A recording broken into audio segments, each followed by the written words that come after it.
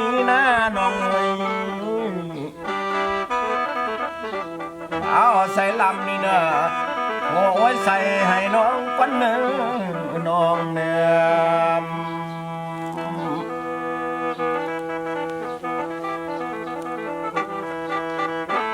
หันมาต้นน้องนั้นเยี่ยมเอ้ยขันมามีลูกปกไหลต้นน้องไรกินแห้งเนื้อเพลงงามเนื้อน้องมาลำน้ำสายมือนี้นะน้องนั้นมีลูกกังน้องไรกินกาเนื้อน้องเนื้อ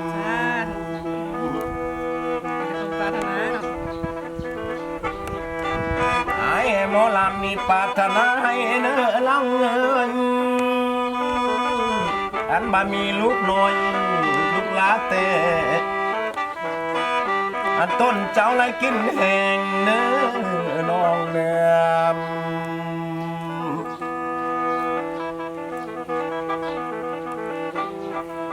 สายลำมาวัดนี้นะน้องเอ้ยใส่ลำคอลากวันเนื้อน้องเนื้อลำให้พวกน้องพี่น้องก็อยู่หวานทั้งไกลกว่าเนื้อน้องเนื้อ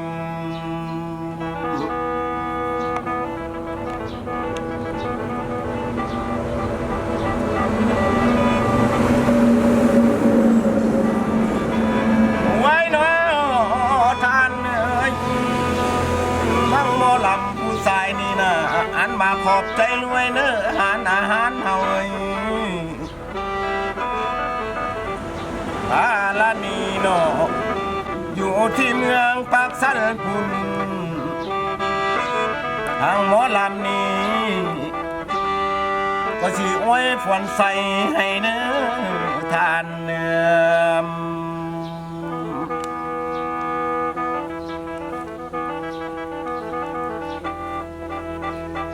หลังการเจ็บจะได้เนื้อทานเนื้อบัตุกี้เฮาเอ้ยสิกันใครเจ้าอย่ามีเนื้อทานเนื้อ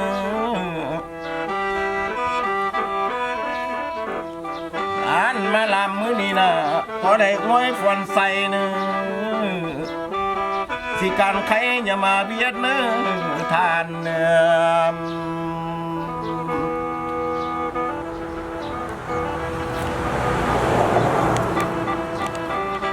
อาหารตุกี้เอ้ยปักสันเฮานี้นะ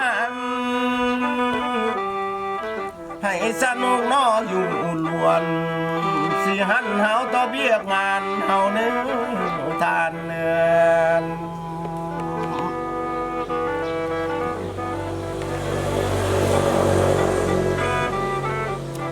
ไว้น้อทานเนื้อล้านจังไว้ฝันให้เนื้อทานเนื้อเจ้าคืนเงินเนยก็เลยให้มือกำเนื้อทานเนื้อ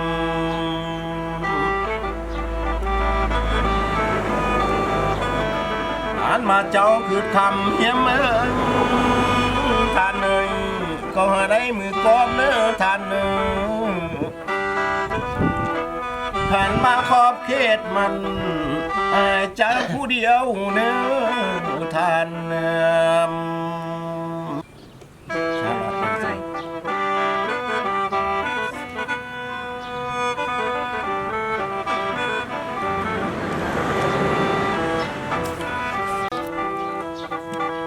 ไว้โนทานเอ้ยเจ้าสิทานนอผู้นี้นางเอ้ยก็เลยซื้อนอนางลิกนาทานนาม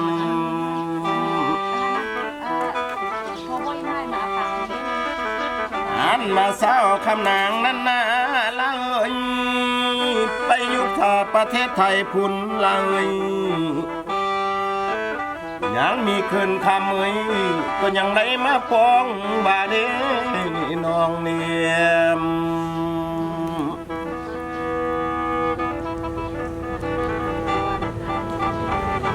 อันนางอีกนี่นะท่านเอ้ย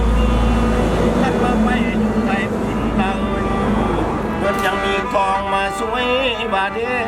ทานเดียม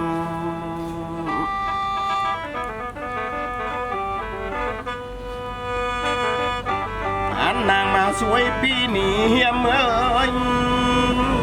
นางเล็กนี้นะ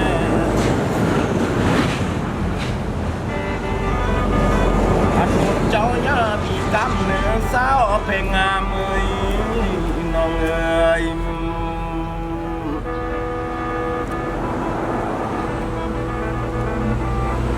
อันนางเล็กไปอยู่ไทยยังเอ้ยอันมาอยู่ไทยนั้นเราอย่าหยียังมาเบียดเนื้อน้องเนื้อสายลำอยู่นาวนี่นะขอได้อวยฝนเจ้าพี่นี้อย่าเศร้าเลยเนื้อน้องเนื้อ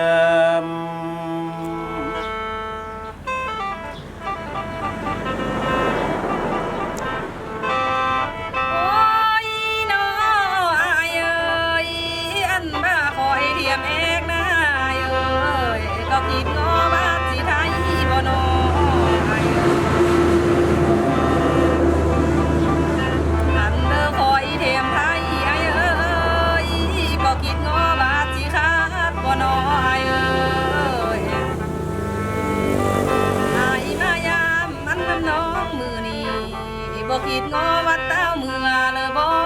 อายเอ้ย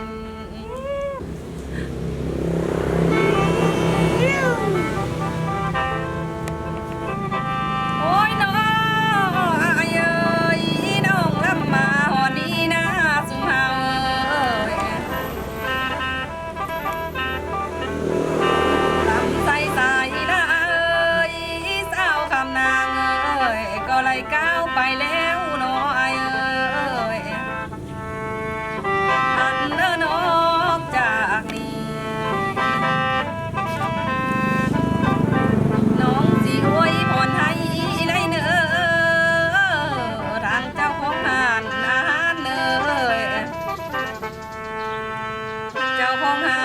น้ำอุ่นนี่นะสายพลแพงเฮาเอ้ยอันผู้ใดได้นอไหลกายไปกายมานะได้เกินมาแม่นำเนอมีอาหารบ้านเฒ่าได้นอเราต้องกินทุกอย่างในสุมเฮาเอ้ยมีทั้งจุ่มพอมละเสริญทานมาเที่ยวสมลำเด้อลาเนื้อโอ้ยน้อลาน้อเจ้าของงานบ่น้ำอุ่นพลแพงนะมึงได้บริการนะท่านไกลไปไกลมาเอ้ยให้สานเดินมาเยี่ยมไรเนื้อ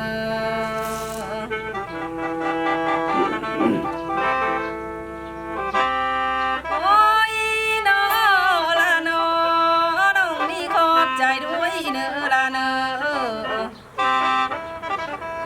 ทางเจ้าของหานอาหารสายน้ำบุญคนแพงเฮานะคุณอำนวยความสะดวกให้เฮาได้นอละนอทางของกินได้นอของลืมนาเพิ่นได้มีน้ำใจเอ้ยว่าทำเฮาทุกอย่างได้นอ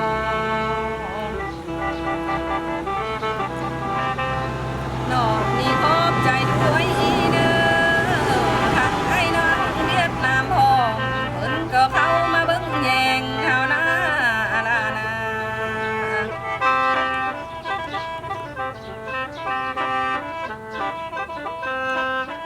โอ้ยน้อลาน้อน้องลำมาหอนี้นะสุมาเว้ยต้นที่น้องได้ขออวยพรใส่ให้เนื้อลาเนื้อท่านผู้มีน้ำใจนะเอ้ยจึงตกไปทางหน้าลำเนื้อลาเอ้ยอย่าได้เจ็บได้ไข้ได้เนื้ออย่ามียังมาบังเบียดได้เนื้อลาเนื้อ อนด้านเฮาต่อเวียกงานท่านเนื้อลาเนื้อ จบไปแล้วคำรำพอเมื่อยทินน้องออนอาแปมื้อนี้พิเศษแล้วหมอแคนไอหน่อยนึงโอ้ยเป็นคิดฮอดผู้สาว เป็นบัตรเป็นไอ้ คิดฮอดผู้สาวน้อยติไอเนาะเอาท่านผู้ชมขอบคุณขอบใจเด้อที่ติดตามชมคำรำพอเมื่อยใส่ๆไม่มีตลอดมาฝากกดไลค์ให้ได้เนาะพิเศษเด้อขอบคุณขอบใจทางนั้นทางนางตุ๊กกี้เจ้าของร้านอาหารบารมีอยู่ที่ปากสันผู้ใดไกลไปไกลมาอยู่เมืองปากสันนะขึ้นเหนือล่องใต้นะอย่าลืมแวะพักแวะชมแวะกินแวะดื่มร้านอาหารบารมีแคน2อันใหญ่ๆดอกท่านผู้ชมร้านอาหารบารมีอยู่ที่เมืองปากสันนั่นนะเข้าไปชมไซต์บริการไปเบิ่งว่าโอ้อาหารแซ่บซอยส่ำใดเนาะไปเบิ่งเด้อร้านอาหารบารมีและพิเศษขอบใจมายังนางลิกอยู่ที่ทางประเทศไทยเพิ่นก็มีน้ำใจมาลัยมาสุกนิ้วคำรำพอเมื่อยศิลปะการแสดงคำรำพอเมื่อยบ้านน้องออนนาแปเฮานี้ก็บ่ลืมบุญคุณเนาะขอบใจมาเฮานี้การคำรำพอเมื่อยของเฮาขอจบเพียงนี้บ๊ายบายพบกันในคลิปหน้าเด้อบ๊ายบาย เด้